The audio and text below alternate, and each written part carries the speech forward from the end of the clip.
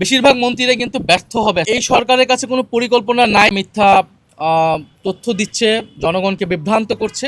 কিন্তু আপনারা সকলেই জানেন, আমরা যখনই জনগণের কাছে যাচ্ছি মানুষ তার ভোগান্তির কথা বলছে। এবং এটা শুরুটা হয়েছে গণভোটের গণরায় বাস্তবায়ন না করে সংবিধান সংস্কার পরিষদের শপথ না নেওয়ার মাধ্যমে সরকার এই প্রতারণার কাজ শুরু করেছে। অন্যদিকে এই সরকার প্রধান জনাব তারেক রহমান তিনি দেশে এসে বলেছিলেন যে আই হ্যাভ এ প্ল্যান। ওনার একটা প্ল্যান রয়েছে, পরিকল্পনা রয়েছে, দেশকে তিনি স্থিতিশীল করতে পারবেন, অর্থনীতিকে স্থিতিশীল করতে পারবেন। এখন দেখা যাচ্ছে যে পুরা সরকারের 180 দিন আসলে অব্যবস্থাপনা।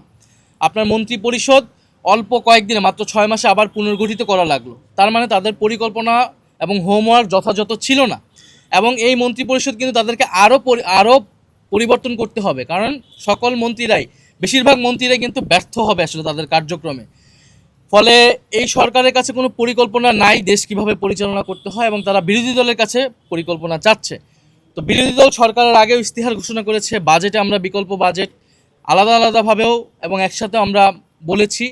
জ্বালানি নিয়ে যে কমিটি হয়েছিল সংসদে, সেই কমিটিতে কিন্তু বিরোধী দল তার প্রস্তাবনাটা দিয়েছিল সম্মিলিতভাবে 11 দল হিসেবে, যদিও সেই কমিটিটাকেও ব্যর্থ করা হয়েছিল। পরবর্তীতে কমিটি কোনো কার্যকর করা হয়নি এবং এই রিপোর্টটা নিয়ে কোনো ধরনের আলোচনা হয়নি। ফলে সরকারের এই অব্যবস্থাপনার কারণে দেশবাসী ভুগছে।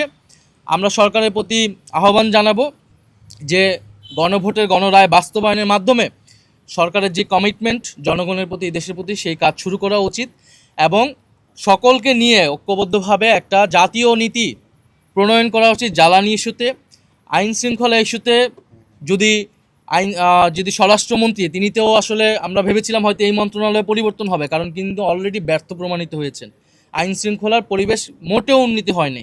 ফলে এই মন্ত্রণালয়গুলো কি করবেন যেগুলো আসলে ক্রমাগতভাবে ব্যর্থ হচ্ছেন, তো সেগুলো নিয়ে সরকারের মন্ত্রণালয় পুনর্গঠিত করা উচিত। সেক্ষেত্রে বিরোধী দল প্রয়োজনে সরকারকে নীতিগতভাবে সহায়তা করবে।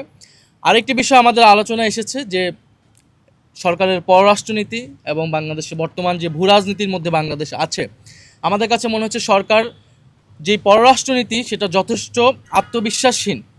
কারণ সরকার ভারত সফর করবে কি করবে না এ বিষয়ে জনগণকে কোনো সুস্পষ্ট বার্তা দিতে পারছে না। এবং 5ই আগস্ট, এইবারে 5ই আগস্ট দিল্লিতে যে প্রেস ব্রিফিং হয়েছে, আওয়ামী লীগকে যে প্রেস ব্রিফিং করতে দেওয়া হলো, সেটার জন্য কিন্তু ভারত সরকারকে যথাযথ জবাবদিহিতার আওতায় এই সরকার আনতে ব্যর্থ হয়েছে।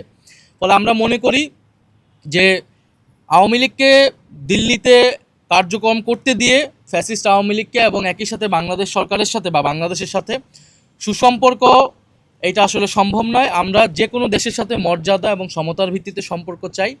এবং বাংলাদেশ ভারত যে পারস্পরিক যে সমস্যাগুলো রয়েছে, এবছর গঙ্গা চুক্তি শেষ হবে এবং অন্যান্য যে নদীর পানি বন্টন চুক্তি, সীমান্ত হত্যা, পুশিন ইত্যাদি বিষয়ে খোলামেলা আলোচনা করে বাংলাদেশ ভারতের নতুন পররাষ্ট্রনীতি প্রণয়ন করতে হবে বা সম্পর্ক স্থাপন করতে হবে, এবং সেক্ষেত্রে আওয়ামী লীগকে বাদ দিয়ে এটা করতে হবে।